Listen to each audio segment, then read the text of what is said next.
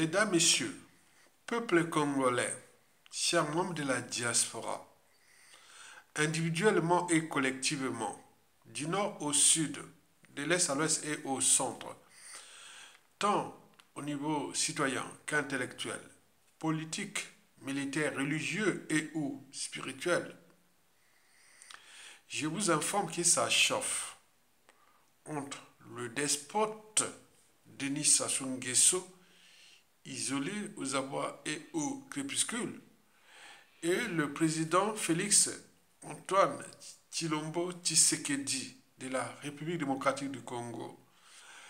Et pour cause, une source fiable nous informe que le président Félix Tshisekedi serait aux manettes des affaires des biens mal acquis du despote France-Afrique Denis Sassou Nguesso ici en France ou sur son propre terrain, France-Afrique.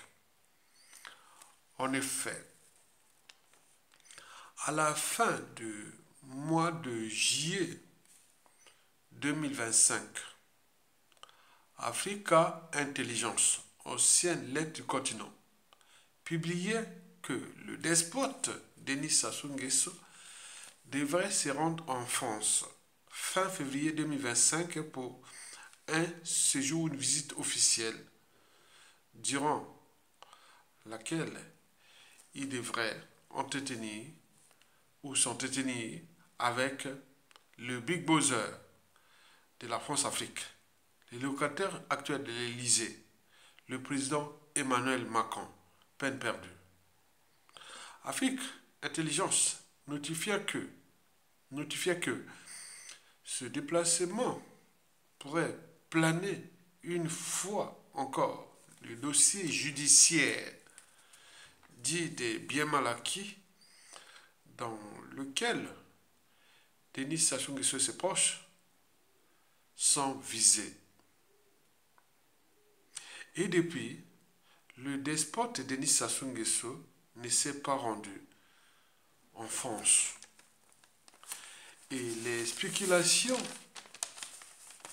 c'est l'annulation des Sabadouilles en France chez lui, allait bon train.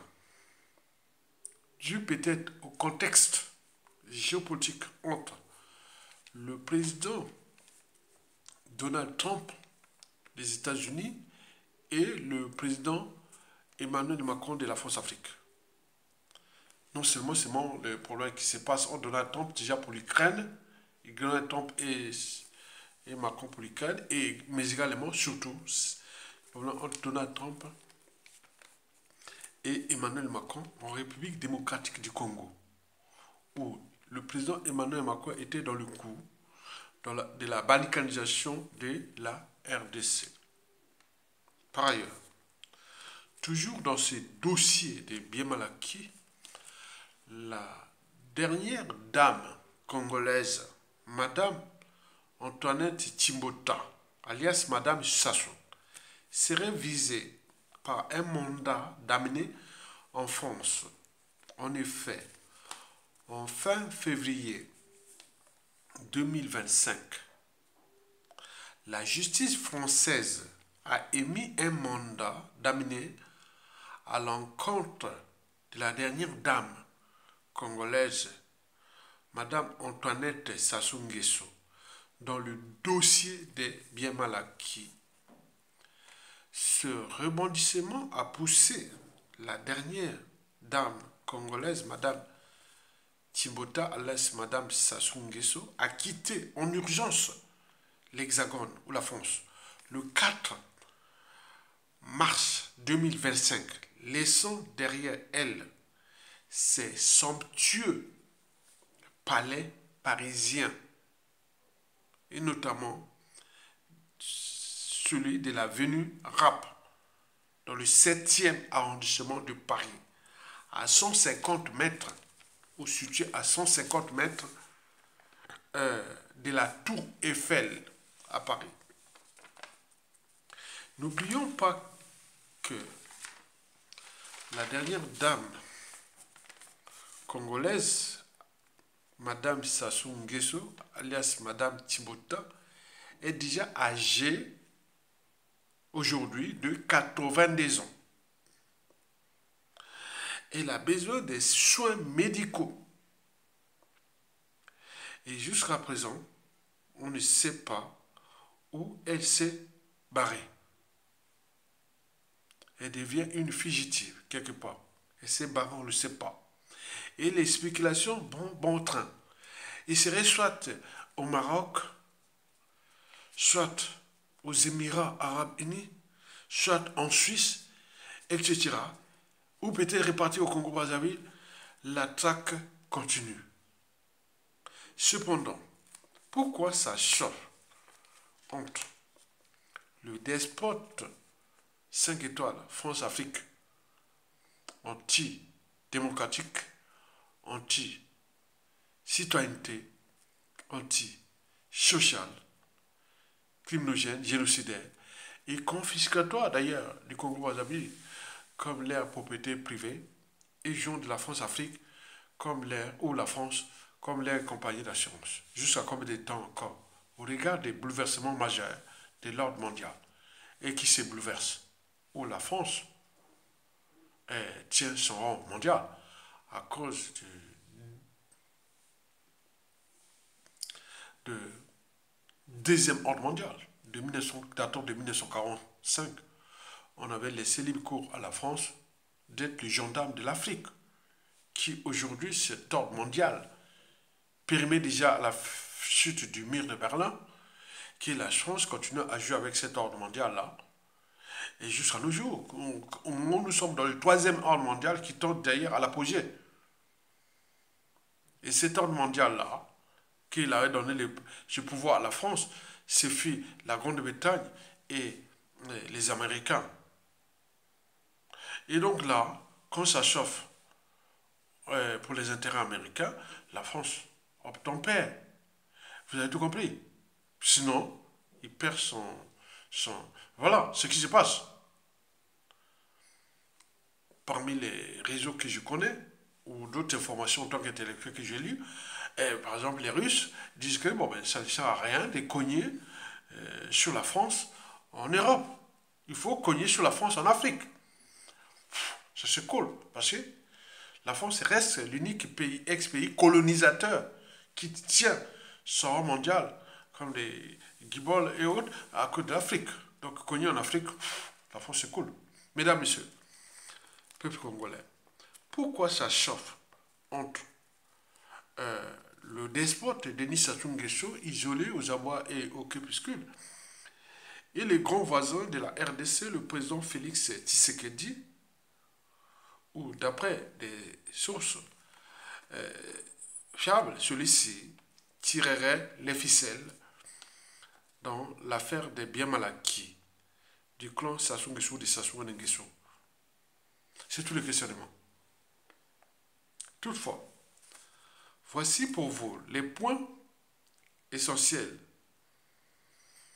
susceptibles de clarifier le débat citoyen, intellectuel, politique, géopolitique et géostratégique entre les embrouilles ou les tensions qui règnent entre Félix Tshisekedi et Denis Sassou Nguesso. Explication. Question. Pourquoi la France, à travers son cheval d'étoile, la France-Afrique, n'y arrive pas à coincer en France? 1. Le général Assimi Goïta, le président de transition du Mali. 2. Le capitaine Ibrahim Traoré, président de transition de Burkina Faso. 3. Le général Abdourahmane Tchani, président de transition du Niger. Ce n'est pas sorcier. C'est parce que, 1.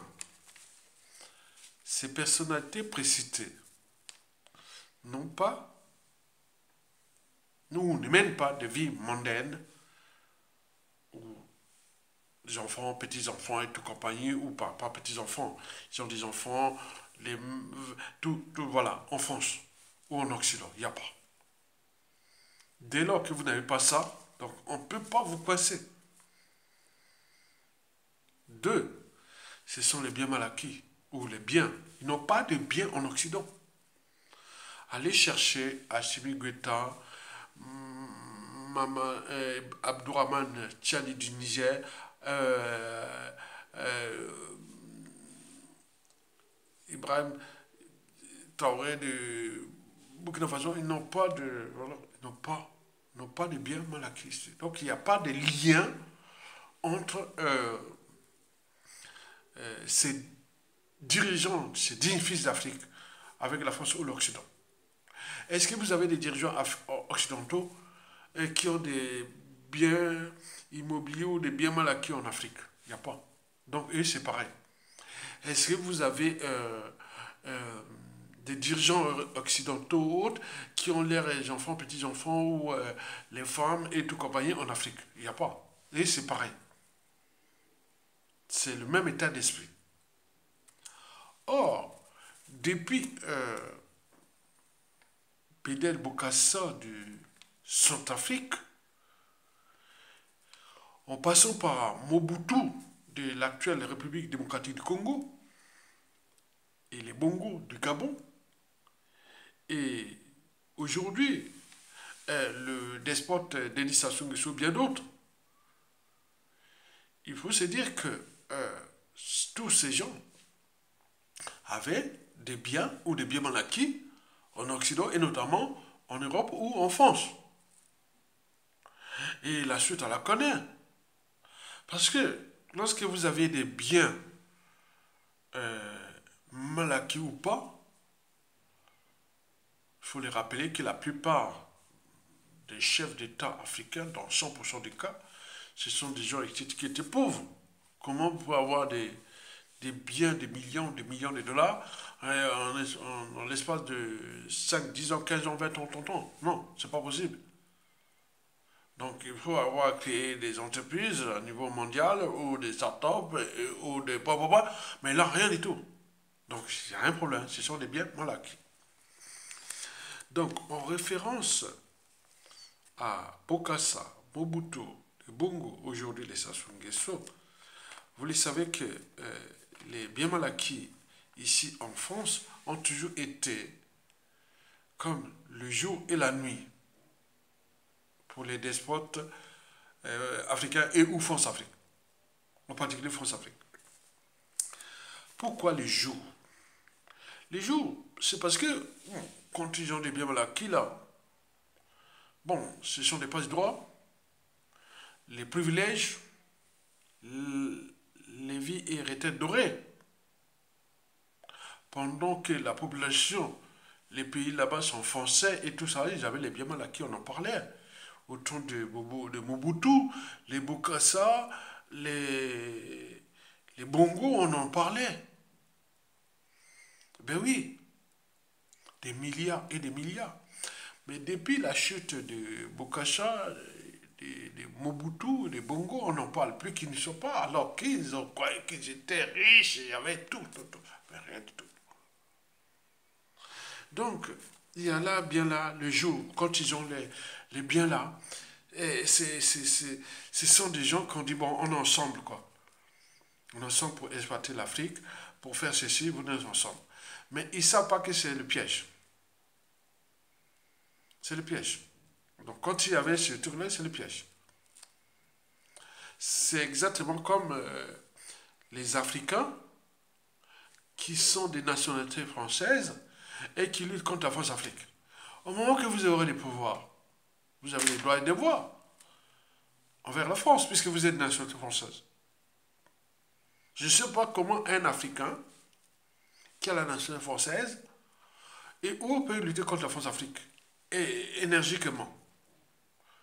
Quoique, vous pouvez lutter pour laisser le pouvoir à vrai africain sans nationalité française, ok. Mais si vous voulez faire le pouvoir, lutter contre la France-Afrique et vous voulez avoir le pouvoir en Afrique, ça ne colle pas. Parce que vous avez des droits et devoirs envers la France. Vous êtes des nationalités françaises.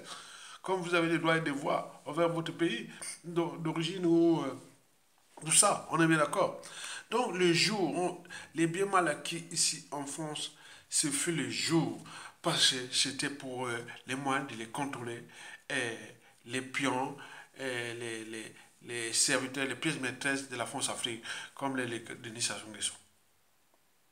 La nuit, pourquoi? La nuit, parce que les biens mal acquis, historiquement, ont toujours constitué les moyens de pression. Ce sont constitués les moyens de pression. Pour d'un côté, les soumettre ces régimes-là, ou ces dictateurs-là, à l'ordre néocolonial France-Afrique, par translation occidentale. Et de l'autre côté, c'était pour leur dire que bon, c'est fini quoi. C'est fini. La nuit est là. On te dit, bon ben écoutez, tu prends là, et tu perds la raison, la conscience et tout, la morale, tout comment tu détruis ton peuple, ton pays, ton continent, et on te donne en contrepartie ça. Ça marchait dans les années 60 à peu près, et ceux qui commençaient à se réveiller, oh là là là, bon, c'est comme de la mafia, hein. Vous trouverez tout dans la mafia sauf la sortie. Et donc, les biomarqués constituent les moyens de pression. D'un côté pour les soumettre ces gens-là. Et de l'autre côté pour dire, ah oui, c'est bon quoi. On n'a pas d'amis ni d'ennemis permanents. On n'a que nos intérêts. En fonction de la situation, du contexte des enjeux et des perspectives. C'est le cas des Denis Sassou Nguesso et de Marie-Antoinette. Ils ne sont plus les bienvenus en France. Donc c'est la nuit. Ils ont été au jour. Maintenant c'est la nuit. C'est la nuit qui commence. Ben oui. Le jour et la nuit, les biens mal acquis, c'est le jour et la nuit. Le jour, quand on vous met en pouvoir, on vous donne ces privilèges, c'est ça. Nous avons tout examiné. La vie de Bokassa, avec les fameux diamants de Bokassa. Nous avons les Mobutu qui passaient ses vacances à Côte d'Azur.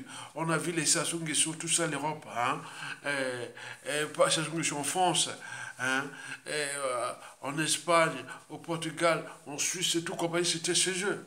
Pendant que la population là-bas est dans la merde. C'est le cynisme occidental. Vous le savez. Le cynisme et l'hypocrisie occidentale. Il n'y a pas d'humanité. C'est vous. On vous entraîne, on vous emmène dans la boue et vous en dans la boue comme l'entonnoir, hein, comme la mafia. Vous trouverez tout dans la mafia sauf la sortie. Et donc là, vous avez tout compris que les biens mal acquis des despotes africains et notamment France-Afrique, c'est le jour et la nuit. Le jour, parce qu'on vous laisse là, avec les biens là, vous rêvez que vous êtes riche, vous êtes point, et au moment qu'on... Et voilà, la contrepartie c'est quoi? C'est ça. Donc au moment que, bon, je pense que sur 100% de ce qu'ils peuvent en bénéficier de ces jours, ils prennent peut-être 10% seulement. Les 90%, c'est l'exploitation de ces pays là-bas et autres. Maintenant, on vous donne, voilà, rester dans les nuages de pouvoir, voilà, des vies dorées, des retraites dorées. Mais je suis à combien de temps? La nuit que je vous ai expliqué, parce que les biens mal acquis là constituaient toujours les moyens de pression. Parce que quand tu arrivais au pouvoir, on t'imposait d'acheter les biens mal acquis. Tu dois, ça rentrait dans les cahiers des charges. Tu dois avoir des biens mal acquis parce que, bon, ce n'est pas seulement les minéraux, les terres rares, les ressources africaines qu'on volait, mais on volait aussi l'argent que vous, voilà, donc vous gardez ici, après c'est fini. Ce n'est plus à vous, après. Les cas de Mobutu, les Bokassa, les Bongo, voilà, on n'en parle plus. Bongo encore là parce qu'il y a des perspectives. On dit, bon, peut-être qu'on peut encore espérer sur les Bongo. Mais au moment que les Bongo deviendront inutiles, c'est comme les Sassou, les Nguesso, sur la place de Paris, en France et tout, l'air bien mal acquis, bientôt, c'est du passé. Voici des éclairages spécifiques par rapport à la situation. Vous le savez que la Russie, la Chine et les États-Unis pensent que bon, ben, ça ne sert à rien de s'attaquer à la France en Europe. Il faut s'attaquer en Afrique, et notamment en Afrique francophone. Et la France l'a très bien compris d'ailleurs. Parce que depuis 1994, au génocide du Rwanda, et jusqu'à Macron aujourd'hui, la France, pour réparer compenser ce qui s'est passé en 1994, parce qu'elle a été impliquée dans les génocides rwandais, donc a laissé le coup au Tutsi de Kagame, voilà, de siphonner la RDC pour l'intérêt de l'Europe et de la France et autres, d'où Macron qui disait que l'Afrique est l'avenir de l'Europe. En réalité, l'Afrique est l'avenir de la France-Afrique ou de la France. Mais or, ça a changé, tout est en train de se chambouler. Tout est en train de se chambouler. On est d'accord. Vous savez que la France-Afrique, était dans le coup de balkanisation de la RDC. Bon, il y a des pays, on parlait Angola, et puis la République du Congo, Brazza, donc dont Sassou Nguesso, étant dans les coups, d'un côté de balkaniser la RDC, et de l'autre d'évincer Félix Tshisekedi. Il le sait d'ailleurs. Les sources nous informent que le divorce entre Sassou Nguesso et Félix Tshisekedi est consommé. Vous le savez qu'en relation humaine, qu'elle soit sociale, politique, etc., il y a trois mots-clés. Confiance, méfiance, défiance. La confiance ne se déquête pas. Elle se construit au gré des épreuves. En relation diplomatique ou politique et autres, on parle de relations chaleureuses et ou cordiales. Mais lorsqu'on n'a plus confiance, on rentre dans la méfiance. La méfiance dessert les liens. La méfiance dessert des liens.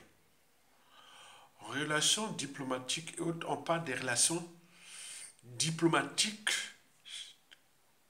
tumultueuses. Chaleureuse quand on est en confiance, tumultueuse lorsqu'on est en méfiance. Donc on dessert les liens. Mais lorsque la méfiance devient répétitive, on rentre dans la défiance. La défiance casse les liens, évidemment. En relation diplomatique, on parle des relations diplomatiques froides, glaciales. Ça tend même jusqu'à la guerre. Des coups bas et coups tordus.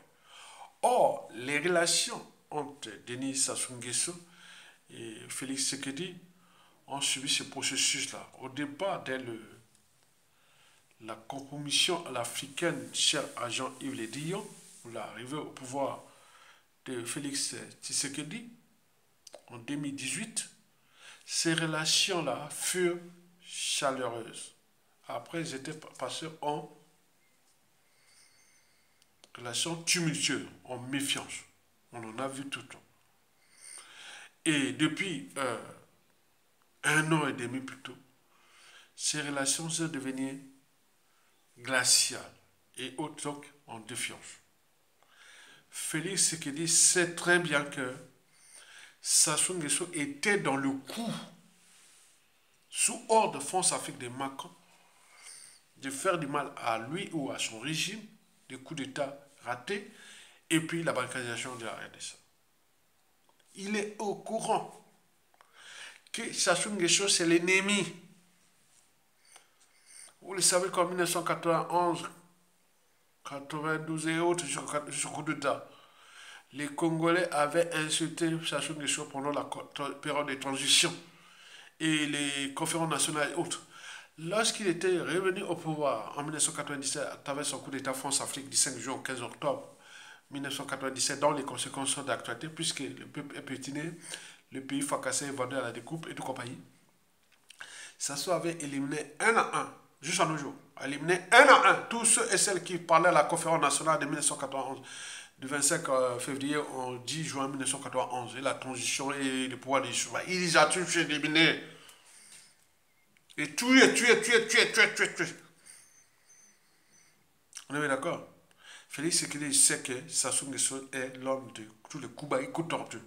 Donc le divorce est déjà consommé entre Félix Sekedi et Sassou Nguesso. Or, Félix Sekedi, après avoir passé les périodes troubles, parce que pourquoi il est arrivé au pouvoir?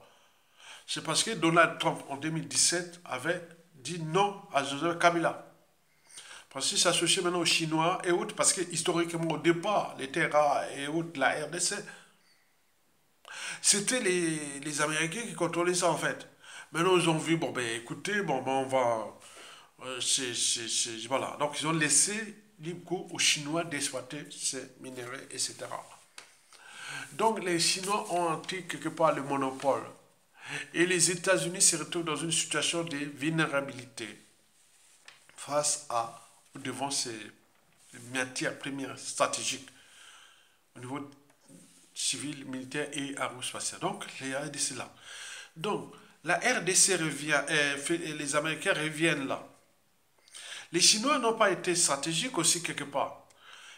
Félix, donc au lieu de soutenir la RDC, ils étaient au Conseil de sécurité, ils votaient toujours neutre, neutre, neutre. Or, dans ce monde-là, il faut les protections. Vous savez, l'Europe, et pourtant c'est la puissance économique, militaire et autres, mais a besoin des couvertures des États-Unis ou des Américains. Combien de fois l'Afrique que nous sommes là? Donc Félix Sekedi s'est dit, bon, je repars. Ah oui, parce que historiquement, depuis la Seconde Guerre mondiale, la RDC n'a jamais été dans le bloc Est. La RDC est toujours restée dans le bloc Ouest américain. Chez nous, le Congo-Brazzaville, qu'on a navigué. Ok, très bien. Et donc, au regard de la situation où Félix Sekedi se retrouve chez les Américains, donc les Américains vont lui apporter la CIA, lui avec la NANEP et Sassou Nguesso. Donc, vous imaginez ce qui se décide. Vous le savez que Donald Trump a bien parlé de ces problématiques de biens mal acquis, que je ne veux plus tolérer que les gens volent les biens de leur pays et tout compagnie viennent investir en nous, on n'en veut plus. Donc, dans cette dynamique-là, est-ce que Félix Sekedi devait rentrer dans le coup pour descendre Sassou Nguesso, déjà l'humilier et on tenait toute compagnie déjà dans son précaré, la France-Afrique. Donc, il y a des coups bas et coups tordus qui sont déjà derrière. Donc, c'est un processus qui est là, que Félix Sekedi cherche à punir Sassou Nguesso. Puisque tu as donné les coups bas et coups tordus contre moi. J'ai résisté, je suis passé là, tu aurais pu, puis je serais déjà parti dire. Maintenant, moi, je suis en force, et toi aussi, tu es au crépuscule et autres, mais pourquoi pas? Donc, la France-Afrique aussi là, donc, il y a des enjeux majeurs qui se passent là-bas, que la France-Afrique s'est dit, ah tiens, Donald Trump parle des biens mal acquis des dirigeants occidentaux, et au niveau, à l'échelle du Congo-Brazzaville, la dynamique est que si la France-Afrique ne prend pas conscience de ça, dans 2 tiers des cas, le Congo risque de se tourner vers les Américains, le Congo-Brazzaville, à défaut la Russie et autres, puisque la Russie et les Américains sont maintenant ensemble. Donc nous sommes dans une situation où le changement qui va arriver au Congo-Brazzaville d'ici peu, et la France sera à la cathode. Et donc pour retrouver ça, donc la France joue maintenant chercher les Sassou et les Nguesso, les biens mal acquis et autres, ce qui va arriver. Mais derrière ça, je ne veux pas aller d'un point de vue stratégique. Donc c'est déjà cogné contre Sassou Nguesso sur son propre terrain. C'est ce que Félix Sekedi est en train de faire pour ne pas aller dans les stratégies. Et donc vous avez tout compris. Donc il y a des enjeux là. La France avait laissé libre cours au Rwanda depuis parce qu'il voulait compenser les génocides de 1994. Et il allait même vendre la francophonie au Rwanda et tout compagnie. Et que la RDC cherche à sortir de la francophonie. Mais pourquoi pas les Congo-Brazzaville et toute cette dynamique-là. Et donc, vous imaginez ce qui va arriver. Et donc, nous sommes en bonne voie. Et c'est pour cela que d'un point de vue stratégique, nous devons suivre la géopolitique. C'est pour cela que depuis un mois, je me suis positionné sur la RDC. Et pourquoi? C'est pour 3 raisons. La première raison, c'est-à-dire j'ai tenté sur le Congo-Brazzaville, mais ça tourne en rond. Le nord, le sud, les Biamalaki, les Sassou, les Nguesso, les Médiokité et tout ça. Donc on tourne en rond. Je ne vais pas rentrer dans ce temps. Je reviens à tout ça. La deuxième raison, elle est géopolitique. Puisque historiquement, sans l'aide des pays périphériques, Sassou Nguesso n'aurait pas réussi son coup d'État sans Force Afrique, puisqu'il avait regroupé le Tchad, le Gabon, l'Angola, la RDC, le Burundi, le Rwanda, Ouganda, et tout ça, ils ont venu fracasser nos peuples congolais. Donc, peut-être que la chute de Sassou Nguesso vient de la périphérie. Puisque moi, j'ai toujours imaginé, oui, j'ai analysé, disons, mais comment? Et depuis 2015, et les conditions de vie indignes, les hold-up électoraux, et les changements de constitution, les terroristes d'État dans le pôle, etc. On ne se rebelle pas. Il n'y a pas de coup d'État militaire salutaire contre Sassou Nguesso. On se demande qu'est-ce qui s'est passé pour qu'on n'y arrive pas. Est-ce que la chute de Sassou Nguesso viendra de la périphérie ou des enjeux majeurs? Et c'est ça que d'un point de vue stratégique, j'analyse ces contenus géostratégiques qui sont susceptibles de faire tomber Sassou Nguesso. Et seulement si d'un point de vue géostratégique, Félix Tshisekedi qui va signer ses accords avec les Donald Trump, il va imposer aussi à Donald Trump que, bon, ben écoutez, j'ai un ennemi qui est en face, il s'appelle Denis Sassou Nguesso. C'est l'homme de Macron. Or, Donald Trump et Macron sont... Et donc, vous imaginez. Donc, ce qui peut arriver, d'ici mars 2026, où Sassou projette déjà ses élections comme là, parce qu'il n'a plus le choix. Parce qu'il a dit que si je quitte le pouvoir, je suis un homme mort. Donc, il vit sa survie en emballant c'est mauvais et qui vont continuer à jouer les jeux des candidats et autres qui, à tout instant, si ça change, ils seront envoyés par la volonté générale. Parce que vous étiez des traîtres qui vont encore parler d'élections de candidats sur Sassou Nguesso.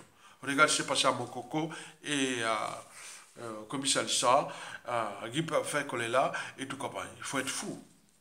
Ok? Il faut être ennemi du Congo, il faut être bas. Donc vous aussi, vous êtes bas. Donc nous suivons tout ce qui se dit candidat. Parce que le côté de la situation est là, que vous allez payer le prix d'ici peu, si vous continuez à jouer avec. Donc nous, l'enjeu est géopolitique, géostratégique pour faire tomber Sassou Nguesso. Bon, le troisième point, et ou troisième région, c'est surtout que la France-Afrique doute déjà de Sassou Nguesso. Au regard du clan déjà divisé, qu'il n'y aura pas de dynastie, et que le clan Mboshi est souillé, puisque depuis 2015, ils n'ont pas joué ces gens-là, et que vous allez chercher encore un Mboshi au clan, alors que les Mboshi sont au nord. Or, il y a dérèglement politique et militaire dans le nord et dans la Kivette. Il n'y a pas que les Mboshi sur ça et les Sassou qui ont détruit ce pays. Non, certainement pas. Donc la France, au niveau de la DGSE, au niveau de tout ça, bien que si on veut foutre le feu, donc trouver encore un Mboshi ou un clan Mboshi, ça ne marchera pas.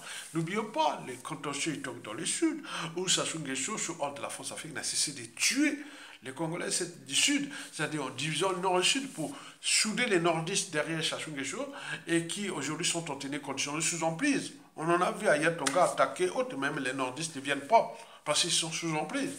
Et beaucoup viennent en parlant en coulisses, ah oui, tu es bon, tu es bon. Ça m'énerve. Il faut être visible. On vous appelle à l'aide, likez, partagez ou soutenez la région. Venez. Donc j'ai ma liste des gens qui me soutiennent. Je n'ai pas besoin de chercher qui viennent parler, passer par là, non. Au sud, c'est les terrains de jeu de Sassou Nguesso, c'est-à-dire pour ses pions complices et victimes. Victime pour souder les nordistes derrière lui et s'agrier. Le contexte n'est pas bon. Je ne vois pas quel sudiste vient encore être dans le jeu France-Afrique ou de Sassou Nguesso, l'attendre pour la conservation du pouvoir ou pour l'élection présidentielle. Ça ne va pas. Donc le contexte est favorable au peuple congolais. Et donc il nous manque seulement les patriotes qui peuvent mettre les Congolais dans la rue parce que Sassou ne pourra plus tuer les Congolais. Puisque si les Congolais sont dans la rue, au regard du clan divisé, du dérèglement politique et militaire dans le Nord, les Nord ne s'entendent plus entre eux, la majorité est vers le peuple, et au Sud sont en guet-apens, et donc la dynamique c'est la rue. Et ce seraient les Américains qui vont donner un coup de piste. C'est pour cela que nous filtrons les réseaux Félix Tshisekedi, au regard des accords miniers entre la RDC, d'ici peu, il faut que les Américains nous aident à mettre les Congolais dans la rue et pour dégager Sassou Nguesso, puisque la France-Afrique, depuis le coup d'État, passons par 2015 jusqu'à nos jours, joue au statu quo, parce que, voilà. Donc, il y a des tensions en l'air. Et donc, ça peut être aussi la France-Afrique qui va dire, ah bon, la coupe est pleine, Sassou, on ne veut plus de toi, c'est pourquoi Madame Antoinette Timbota maintenant chassée, et tout ça, c'est leurs affaires, c'est pas nos affaires, parce que nous avons tout perdu. On n'a plus rien à perdre. On a tout perdu au Congo, hein, dans toutes les tribus, dans toutes les familles. Quand vous n'avez pas la nourriture de bonne qualité dans les grandes villes, que lorsque vous n'avez pas d'eau potable, vous n'avez les hôpitaux mouroirs, les nuisances olfactives, visuelles, sonores, etc., des perturbateurs endocriniens, comment vous pouvez vivre bien dans cet écosystème d'un autre temps? Non, c'est pas possible. Et c'est pour cela que les gens meurent là-bas comme des mouches. Ça devient quelque part leur marché. Et nous continuons à les dénoncer. Vous verrez que tous ceux qui touchent les funérailles, les morgues et toute compagnie au Congo, ce seront les premières victimes. On va les ramasser un à un. Ils vont d'abord aller en prison. Et après, la justice viendra en paix pour eux. Combien vous avez touché de la mort des Congolais? Et on a beaucoup de choses qui vont se passer. Parce que nous ne sommes plus au stade. Là, nous sommes au stade de l'esprit. Au stade de la société et de la civilisation, du droit, de l'éthique et de la morale, du courage et autres, des raisons d'État, des affaires d'État. Ça rigole pas. Vous avez pris l'État congolais, vous avez fait du mal aux uns aux autres, on ne va pas le faire. Donc la situation de Sassou Nguesso Félix Tshisekedi est telle que, aujourd'hui, le divorce est consommé. Je vous dis sincèrement, ils ne s'appellent plus, ils ne s'appelleront plus jamais. Et Félix Tshisekedi sait bien que pour son pouvoir, il a un agenda. D'ici mars 2026, il faut que Sassou dégage. Parce qu'il est l'ennemi.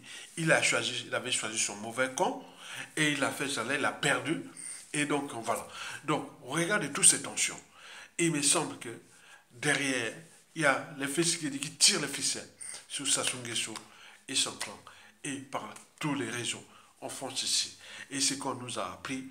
Et donc, le détail de ces affaires d'État, de ces choses-là, je ne vais pas vous les donner ici, puisque j'ai reçu beaucoup de choses, parce qu'il y a des acteurs voilà, donc il ne faut pas rentrer dans ces affaires d'État, c'est pas bon. Donc on a besoin de silence et autres. Mais en réalité, Sassou Nguesso et Félix Tshisekedi, c'est fini. Donc il y a un qui va partir et l'autre va rester. Donc on ne sait pas qui est qui. Mais Félix Tshisekedi va signer ses accords avec les Américains d'ici peu pour avoir ses parapluies américains. Mais quant aux contestations de ça, c'est qu'à dire, j'essaie un peu d'analyser le contexte. Félix Tshisekedi fut inséré là, ou mis au pouvoir par Donald Trump. Et après, il avait passé ça le moment avec les démocrates américains, dont Joe Biden, qui étaient des réseaux déjà Bill Clinton, Obama et autres qui avaient placé Paul Kagame, ou soutenaient Paul Kagame. Or, les choses ont changé. Et donc, avec les contrats des minéraux et tout ça, ça va se bouleverser. Et les perdants risquent d'être graves, c'est l'Europe et la Chine. Et donc, vous imaginez ce qui va se passer. Et donc, nous pensons que beaucoup de choses vont changer là, dans notre pays, parce que le grand voisin ne voudra pas avoir l'ennemi le côté de la rive droite du feu Congo, le Congo-Brazzaville. D'où la situation des Sassou qui est problématique. Likez, partagez et soutenez la résistance.